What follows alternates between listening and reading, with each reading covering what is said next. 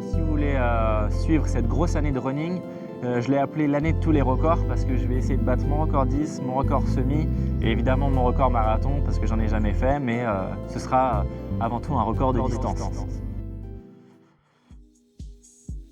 Oh vache, on sent encore les courbatures, on est seulement le lendemain du 10 km. J'ai réussi à avoir ma petite médaille comme on voit en bas, Tollet-Morlaix. Et pour commencer cette année de tous les records, j'ai décidé de m'attaquer à cette mythique distance du 10 km.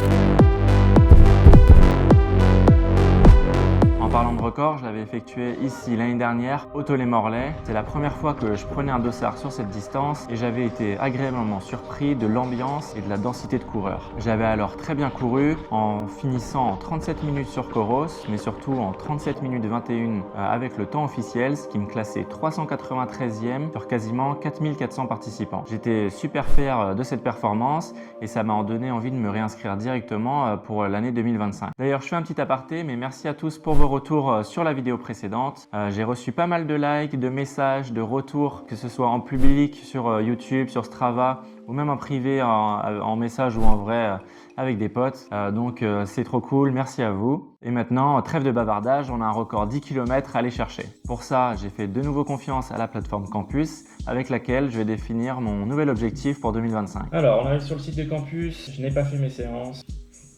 Étape suivante, ta progression a été gelée en ton absence. Absence, vacances, définir un nouvel objectif. Le 9 novembre 2025, on confirme. Temps initial pour l'instant, il m'estime à 38 minutes 06 et prévisionnel 36 minutes 52. Donc officiellement, je vais battre mon record du 10 km selon Campus. J'avais fait 37 minutes l'année dernière. Ils me font gagner 1 minute 14 en 63 séances. Donc voilà, jusqu'au 9 novembre, on est le 21 juillet à l'heure où je vous parle. Pour vous donner un peu de contexte, j'ai fait ma grosse pause annuelle de running. J'ai pas couru depuis le semi-marathon de Caen qui était le 15 juin. Ça fait alors 5 semaines de pause sans aucune sortie running ni sport de manière générale. Et pour aller dans le vif du sujet, en commençant le 22 juillet, ça me laisse 16 semaines de prépa pour ma compétition. Ces 16 semaines, elles vont être découpées en 4. 3 semaines de reprise dans laquelle je vais faire surtout de l'endurance fondamentale et reprendre totalement la course à pied mais en douceur. Suivi de 5 semaines de travail autour du seuil 60. Puis 4 semaines de travail à mon allure spécifique 10 km avec de la pré-fatigue. Et enfin, 4 semaines d'affûtage qui ressemblent plutôt à 2 semaines de haute intensité et 2 réelles semaines d'affûtage. On va partir ensemble pour détailler toute cette prépa. Je vais te montrer toutes les séances qui m'ont fait le plus progresser. Et d'ailleurs, tu peux les retrouver comme d'habitude sur mon Strava que je te mets juste en dessous. Bon, 36 minutes 52, c'est un bon objectif, même si pour l'instant, ça reste théorique. Pour le rendre réel, il va falloir que j'aille m'entraîner. Et pour ça, on va commencer en douceur avec ce premier cycle d'entraînement qui est mon cycle de reprise.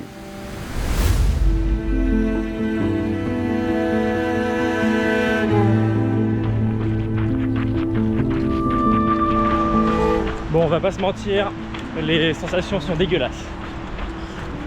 Première séance de course, depuis 2 mois, j'ai pas de cardio, j'ai pas de jambes et j'ai pas envie. Voilà, ça s'annonce bien cette année. Bon, au début c'est normal, les sorties running sont pas très sexy, le corps il est lourd, il a un peu trop bien profité durant les vacances d'été. Quand vous débutez la course à pied ou quand vous revenez d'une longue période sans courir comme moi, l'important c'est d'augmenter le rythme d'entraînement et pas forcément l'intensité ni la longueur des séances. Je m'explique, le but est d'habituer le corps à faire des sorties running, à retrouver ce rythme-là en ajoutant du coup des séances d'endurance fondamentale assez courtes. Au début j'avais surtout 30 minutes voire 40 minutes mais pas plus. Une fois que vous avez assimilé ça, vous allez pouvoir augmenter, rajouter 5 à 10 minutes par sortie durant votre semaine et ensuite vous pourrez augmenter l'intensité et commencer à faire du fractionné. J'enchaîne alors toutes mes sorties en endurance fondamentale. Je sais que ces semaines sont un peu frustrantes car on a envie d'accélérer, mais je sais aussi que je suis en train de construire les fondations solides pour le reste de ma prépa. Je finis donc les 3 premières semaines d'entraînement avec 16,61 km, 27,62 km et 31 km. Je suis donc officiellement prêt à la fin de ces 3 semaines pour entamer ce nouveau cycle qui sera un travail à allure seuil 60.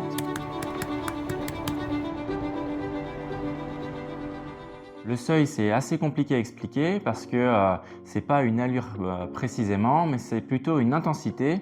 Une intensité qui va venir perturber l'équilibre physiologique de votre corps et qui va forcer le corps à vous adapter justement à ce nouveau changement. Le corps il va alors créer des adaptations par rapport à ce que vous lui proposez et à ce que vous faites en course à pied. Et c'est ça qu'on va aller chercher durant ce cycle-là. Le seuil il est délimité par deux extrémités, le seuil 30 et le seuil 60. C'est-à-dire l'allure la plus rapide à laquelle vous pouvez courir 30 minutes ou 60 minutes.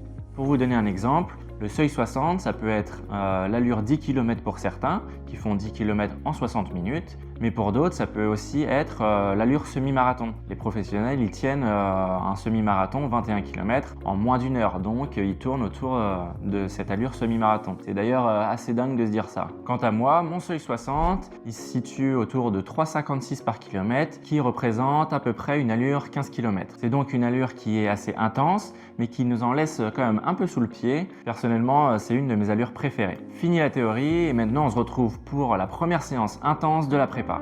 Bon, ça y est, officiellement le début de mon premier fractionné. Je suis dans mon échauffement. Je me sens plutôt en forme. Les 3 premières semaines se sont bien passées. J'ai couru tout doucement avec mes invincibles de chez Nike. Et aujourd'hui, j'ai changé de tenue. J'ai mis les Nova Blast parce que c'est fractionné. J'ai 7 fois 3 minutes à mon seuil 60. Donc à peu près 3,55 du kilomètre. On verra ce que ça donne, mais je me sens plutôt en forme. Il fait beau en plus, donc c'est parfait. En tout cas, il doit être aux alentours de 10h et il fait déjà méga chaud. J'ai bien fait de prendre mon petit short de course. Short d'été, c'est toujours pratique. L'ombre fait du bien, je vous avoue que je vais peut-être souffrir plus que prévu aujourd'hui.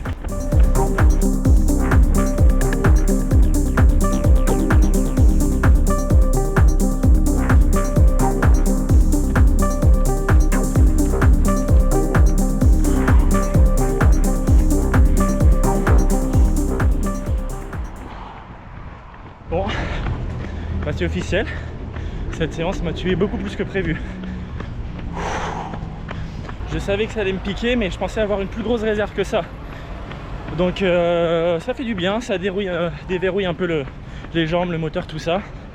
Et puis maintenant, place au repos. Maintenant, place au repos et aux séances d'endurance fondamentale pour finir ce premier mois d'entraînement. Bon bah ça y est, on va terminer ce premier mois d'entraînement par cette sortie longue. Aujourd'hui j'ai 1h20 de séance avec 35 minutes de footing au départ. Et après j'ai 2 blocs à faire. Je vous mettrai de toute manière la séance. Je fais la séance sous ce beau soleil canet. Sous coucher de soleil, il fait bon, c'est un plaisir là de s'entraîner. Oh les gars, je suis en pleine transe là. Je suis en plein kiff. Je suis dans ma deuxième partie de mon allure tempo. Et l'allure tempo, il n'y a pas une meilleure allure que l'allure tempo pour kiffer. T'es en aisance respiratoire à peu près, tu vois, je peux parler, mais tu vas quand même assez vite. Tu vas quand même à une allure assez élevée, qui n'est pas une allure de F où tu t'ennuies pas. Et franchement, c'est le kiff. Je suis en train d'écouter mes sons là dans mon casque et c'est juste du kiff. Je dois être à 15 km et quelques, presque 16. Et si je devais vous donner un conseil, là, le conseil du jour, ce serait de profiter ou d'ajouter 5 ou 10 minutes d'endurance fondamentale, de footing à la fin de vos séances pour récupérer, pour faire baisser le cardio et faire tourner les jambes. Ça, vous verrez, vous aurez beaucoup moins de courbatures le lendemain. Je finis alors ce premier mois avec 120 km. C'était un mois qui était plutôt facile, un mois d'adaptation comme je vous l'ai dit. Ça m'a servi à construire les bases pour la suite. Mais mon petit doigt me dit que ce deuxième mois va pas être pareil. Bon les gars, on se retrouve au cœur d'une séance de seuil 60 dans ma 7e semaine d'entraînement. Je viens de prendre une grosse saucée. C'est un peu une séance test aujourd'hui. Voir comment je me sens, comment les gens me répondent. On est à peu près au milieu de la prépa, donc on va voir ce que ça donne.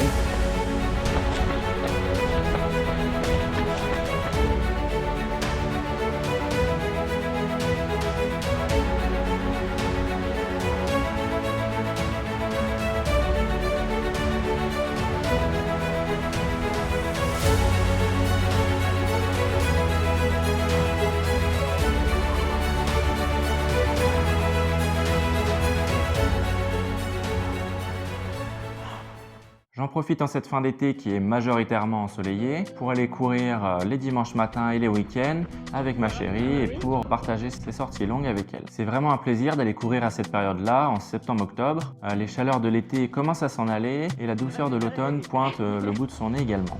Albert reporter dans les traces de Toto Lastico. Préparation marathon. Qu'est-ce que ça nous dit? Petit footing tranquillement, il fait beau, c'est le dimanche matin, c'est parfait. Chez les coureurs, le dimanche matin veut généralement dire sortie longue, mais nous à Caen, ça veut dire aussi marcher avec stand de nourriture et donc ravito. Je finis alors cette 6e semaine d'entraînement avec 44 km et cette 7e semaine d'entraînement avec 47 km et par un week-end tourangeau avec ma famille. Et ce week-end tourangeau va finir une 7e semaine d'entraînement qui doit être autour de 45 km dans la semaine. Donc j'ai commencé à m'habituer là un peu aux 40 km, c'est cool. Je sens que là je suis d'attaque pour aller chercher un peu plus de kilométrage. J'en ai envie, je me sens prêt, donc pourquoi pas y aller.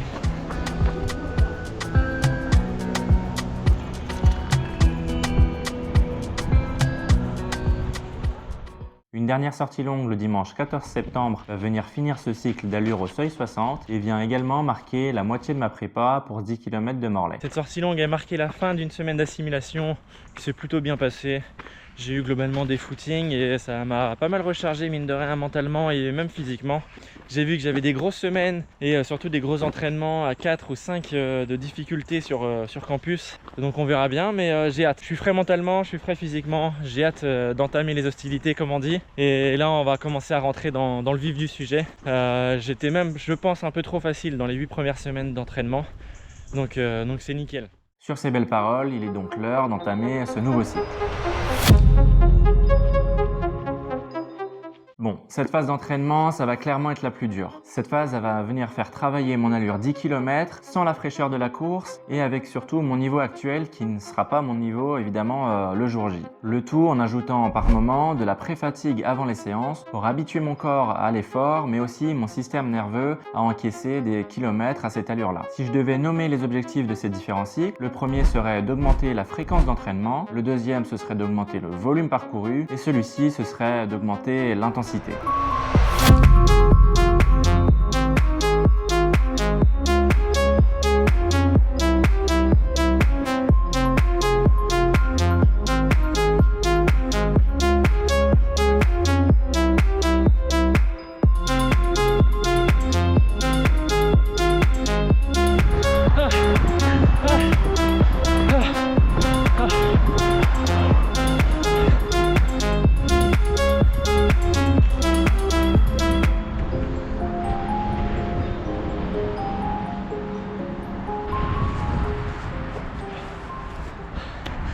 Oh les gars, je crois qu'il n'y a jamais une séance qui m'a fait aussi mal là. Je demandais une séance qui m'allume un peu, et ben il a suffi d'attendre la première allure spécifique 10 km pour m'en mettre plein la gueule. C'était une côte 4 sur 5 normalement, mais là je crois que c'était côte 10 sur 5 là, ou 20. Mais je l'ai fait pleine balle, il y a du vent de ouf en plus. Il me reste 10 minutes d'allure EF pour récupérer. Je vais me lancer, surtout que cette pause elle me brise bien les jambes. Oh la vache! Bon, à ce moment-là, il n'y a plus de doute. Je sais que je suis entré dans ce nouveau cycle d'entraînement. Je sens clairement que les séances se sont accélérées. Je sens que mon corps aussi se fatigue de semaine en semaine et de plus en plus au fur et à mesure que je passe ces moments de prépa. C'est un moment qui est dur à tenir parce que c'est des moments où des fois je suis pas en forme pendant les séances. Mais je sais aussi que c'est crucial et que durant les 3-4 derniers kilomètres de la course, c'est ces séances-là qui vont me servir le plus à tenir cette allure. D'ailleurs, c'est pas fini. Il faut continuer à travailler, notamment dans cette grosse 14e semaine d'entraînement.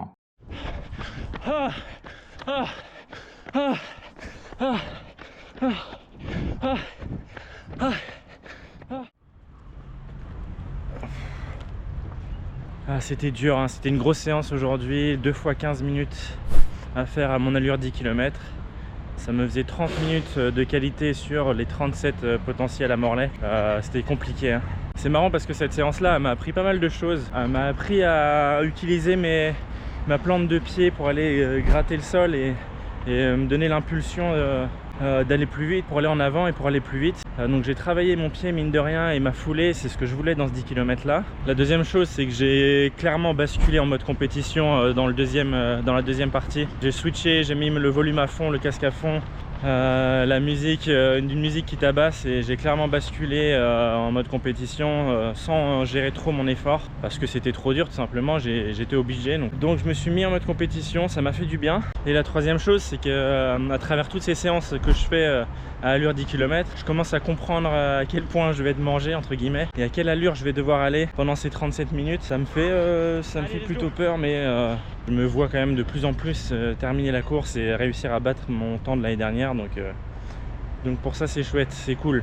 J'ai surtout remarqué durant cette prépa à des allures élevées et durant ce cycle-là, il faut que je sois prêt à chaque séance, il faut que je prenne le temps de faire mes gammes, faire mes éducatifs, faire mon footing en endurance fondamentale bien avant, histoire d'être prêt et pourquoi pas même rajouter de l'intensité en faisant 2, 3 ou même 4 fois 200 mètres à allure rapide pour débloquer ma foulée et ensuite être prêt pour ces séances-là à allure 10 km. Je vous mets d'ailleurs quelques exemples séances 10 km qui vont vous aider à tenir votre allure le jour J et surtout pour ceux qui ont du mal à finir vos 10 km, si vous vous sentez concerné, n'hésitez pas à rajouter ces séances-là. Et ça tombe bien parce que va y avoir la sortie la plus dure de ma prépa, appelée la séance épreuve. Bon les gars, aujourd'hui c'est J-9, j'ai une grosse séance à venir, la séance la plus dure de ma prépa normalement. C'est la séance pour verrouiller mon allure pour le 10 km qui est du coup dans 9 jours. J'ai 30 minutes à allure 10 km aujourd'hui, réparti en 25 minutes, 10 minutes et 5 minutes, avec 1 minute 30 de repos entre chaque série si je ne me trompe pas. Donc ça va être hard, ça va être chaud et on verra ce que ça donne. J'espère que ça va me donner confiance, mais en tout cas je suis en forme, j'ai des bonnes jambes je pense aujourd'hui et puis je suis prêt mentalement à attaquer cette grosse séance. Allez, let's go!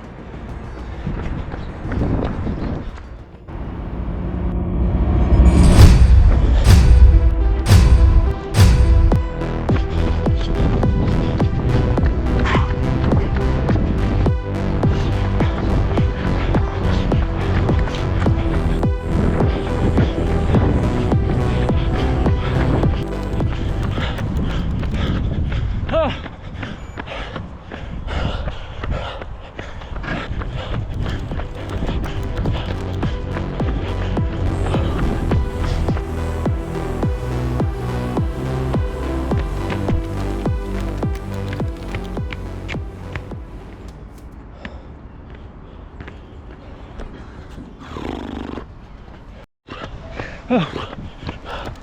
Oh. Oh.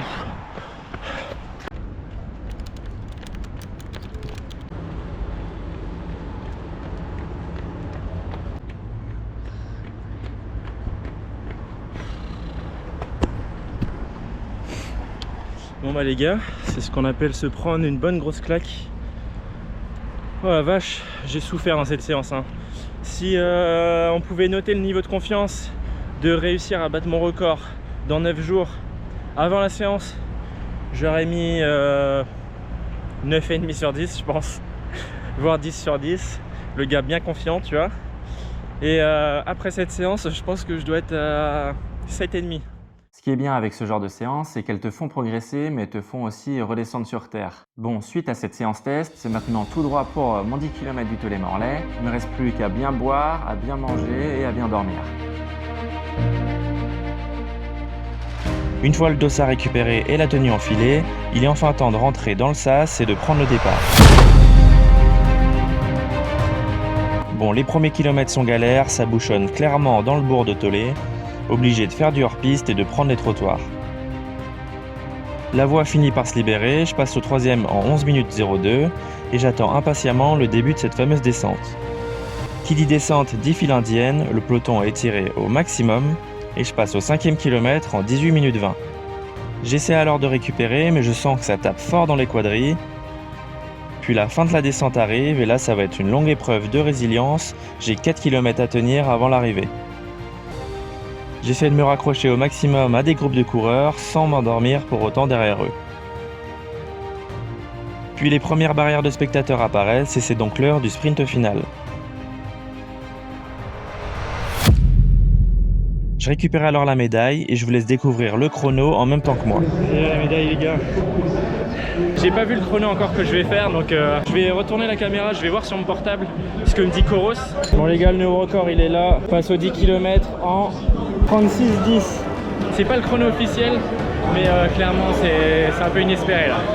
Je suis content, la prépa a payé. 36 minutes 10 sur Coros, qu'est-ce que je voulais que je vous dise? Le temps, il est incroyable pour moi. Je suis hyper fier, hyper content de ce chrono-là. Et j'ai su aujourd'hui, le lendemain de la course, que sur le site officiel, mon chrono est de 36 minutes 35. C'est pas vraiment le même chrono, mais ça n'empêche pas que je suis tout de même satisfait de ma performance. D'ailleurs, si on compare avec 2024, je me bats de 46 secondes et je gagne 83 places au classement général, ce qui me fait finir en 310e position sur 4819 coureurs. Il est alors temps de profiter du ravitaillement, d'aller rejoindre et de féliciter les copains qui ont tous performé sans exception ce jour-là, puis de rentrer en footing jusqu'à la voiture. C'est ainsi que s'achèvent ces 16 semaines d'entraînement qui se sont hyper bien déroulées pour moi. J'ai pas eu vraiment de douleur durant cette prépa et je pense vraiment que c'est ces 3 premières semaines d'entraînement qui ont été décisives. Le fait de reprendre progressivement, c'est vraiment ça qui m'a propulsé après durant ma prépa et qui m'a franchement bien aidé pour aller chercher ce chrono-là au final.